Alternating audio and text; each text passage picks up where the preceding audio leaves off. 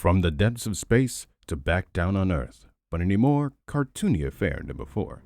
And if you tell me that this is just a little kid's game, would you believe me if I told you that this was more than that?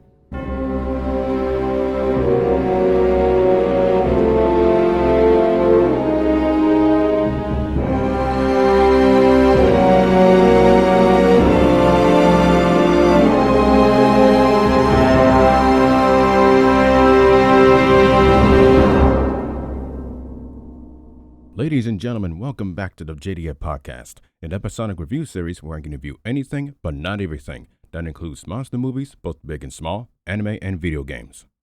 In the last episode, we took a look at Halo Combat Evolved for the original Xbox. So let's jump back to the PlayStation 2 with one of its unique games. Now, I have already mentioned the history of Sony and their previous console and this one in episode 59, so I will not go into detail here. But I will go into detail on this game, of which the development for this is really short. Sucker Punch Productions was founded by Brian Fleming, Chris Zimmerman, Bruce Alberg, Darryl Plank, and Tom and Kathy Saxton in October of 1997, since the six had worked for Microsoft beforehand. Actually, after they left Microsoft, Kathy was against naming a new gaming studio Sucker Punch, but the other five went against her word. How rude. But even so, the team and others got to work on their first game.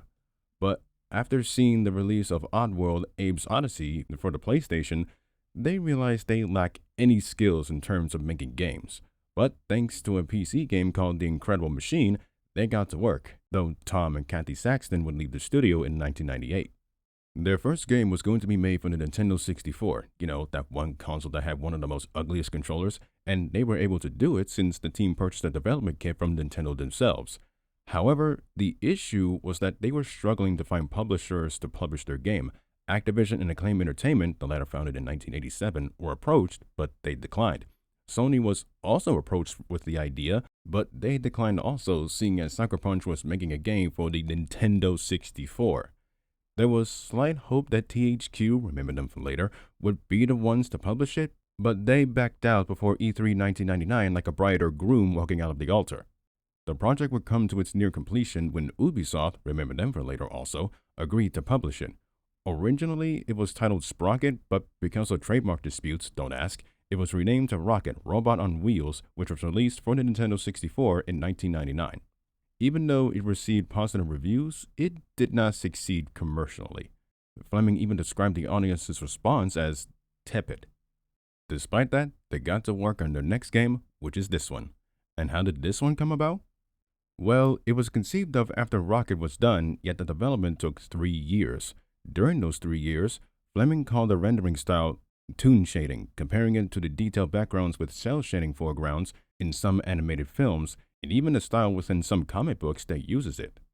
Sucker Punch itself wanted the main character, which would become Sly Cooper, and the world that he is in to look very illustrated and one step away from a flattened graphic style. When it comes to slowdowns with the frame rate, Brian stated, "We had at least one engineer working on nothing but performance for the entire development of Sly." The team also was able to generate the backgrounds by collecting hundreds of photos and drawings of areas that looked like the worlds they wanted to create. That wasn't enough to prevent 6 to 7 major revisions, but at least on the 8th try, the designs were finalized. Now, let me mention the marketing. I said that around this time, Sony got weird. And I mean that in a good way. Some of the commercials that this game would come with are genius. You know what I'm talking about. Those live-action commercials promoting the game, very clever. And it seemed to work, as Sly Cooper and the Thievius Raccoonus was released on September 24, 2002 to generally favorable reviews, with most of the reviews praising the game's unique art style. That's what Metacritic says anyways. Speaking of, the game sits at a good 86 out of 100. And with that out of the way, let's get into the plot synopsis. This is courtesy of Ricky Corey of IMDb, by the way. On his 8th birthday, the young Sly Cooper receives the Thievius Raccoonus, a book on how to become a master thief, from his father. Suddenly, a group of ruthless criminals called the Fiendish Five invades the Cooper home, kills Sly's dad in front of the boy, by the way, steals the Thievius Raccoonus, and rips it into 5 sections of the pages, which is more than 5 to be honest. Sly is sent to an orphanage where he becomes best friends with Bentley, a techno genius but worrywart turtle, and Murray, a cowardly hippo but good at driving. Together, they work to defeat the Fiendish Five and win back the Thievius Raccoonus. But hot on their tail, no pun intended, is Inspector Carmelita Fox, a police agent bent on capturing and jailing Sly. And now for my thoughts. I played this via my PlayStation 4 because to hell with using PlayStation Plus, though I am going to eat my own words into reviews. Great.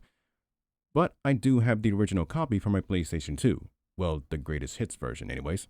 And that's what the emulated game is based on. So, here we go. I felt like I went through my own childhood while playing this game. I really love this game's art style. The moment the game starts, I'm greeted with it. A playable comic book as most would say, and I agree. Another thing that I like is how it plays. It's very easy to get used to the controls. It's responsive and Sly reacts very well with how I'm controlling him. Sure, it may be Crash Bandicoot with a cane, but at least it is original in its ideas. Sneaking around, hiding in spots where the enemy can't detect me, sneaking up on an enemy and hit him with a one-shot hit, and there are ways to do it. In this game, it tells you that 5 pages of the Thievius Raccoonus are stolen. In actuality, there are more than 5 pages, and they can be obtained within the level of each chapter.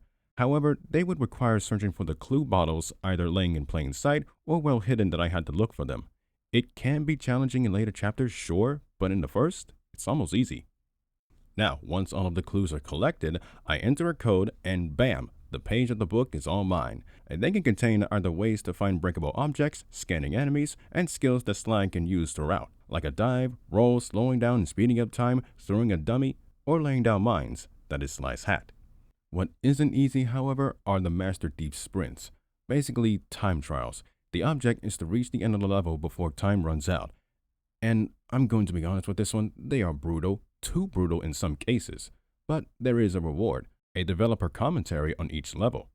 Speaking of which, the level design is very good for the most part, and it is very interesting to hear the developer's side on how each level is designed in a specific way. And I do like that. What I do not like are the minigames. Like any 3D platformer, there are an abundant and apparent amounts of minigames. And most are alright, like the racing and turn sections, which can be better if the control wasn't sometimes an issue, but there are some that can actually off like down home cooking. Oh my life. The amount of times I had to try again in this level is infuriating.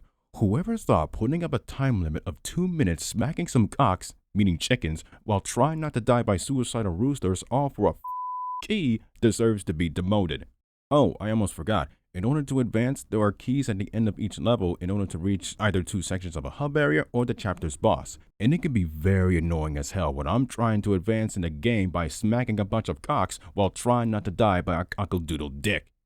Thankfully, even though I too can get hit and die in one shot, there are lucky charms that I can collect or by collecting 100 coins. I was able to collect only 2, which allows me to survive 2 hits. Though, with 2 on me, if I collect another 100 coins, I get an extra life. I started off with 5, but by the end of it, I got around close to 50. In general, it took me around 5 to 6 hours to complete the game. That's maybe because I was able to breeze through most of the levels in 5 minutes or more. If I'm not exploring to look for clues, that is. For first-timers, I can see why they think the game's hard, but not for me. The bosses in this game are very diverse and they don't act the same. They have their own personalities, skills, and quirks about them, like Sir Raleigh and his sarcastic British attitude. Mugshots fumbling on words and utterly skipping leg day. Miss Ruby's calculating and dancing demeanor. Did I mention that she's the second best boss? Not spoiling it here. The Panicing's honorable yet threatening presence. Best boss of the game, hands down. And the main villain, Clockwork, with that demonic robotic voice that almost sounds like calm irritation or rage.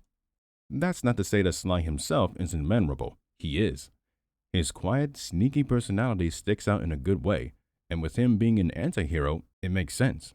When have you ever seen a kid's game that allows the player to witness the death of the man's father right in front of his young eyes? Not many times, but this is one of them. Bentley, he'll get better with the next entry, spoiler, but here, I just wish he could blow his nose whenever he talks. Murray can be clumsy, but at least he helps. Oh, and who can forget Miss Carmelita? That Latina fox is the opposite of what Sly is. A cop obsessed with capturing the raccoon and possibly in love with him by the end of it, but who knows. My favorite levels, in fact, are the ones where I had to escape Carmelita while she shoots up the place like she's a stormtrooper with the most slowest firing rate I have ever seen. Goodness gracious. Anyhow, Two the Tango and Doodle the Dragon are my standouts. The former is because of the music. Speaking of which, the range of music within each chapter is very nice. From the boat, to the gangster city, to the swamp, to the mountains in northern China, to the bubbling volcano within the motherland, which is Russia. And the sound design is very cartoonish, but it fits. Now, in saying that, Sly Cooper and the Thievius Raccoonus is a very fun game. Despite my flaws with it, the positives outshine it. A platformer that is familiar, but very original and unique that stands as its own thing. Do I recommend it? Yes, I do. It is up in the PlayStation Store for $10.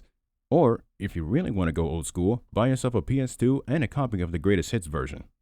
In the next playthrough and review, we're heading back to GTA, but we're going back in time to the 1980s, where it was only acceptable in the 80s.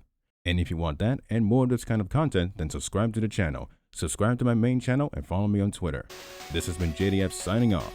Be well, stay safe, take care of yourselves, and have a good day.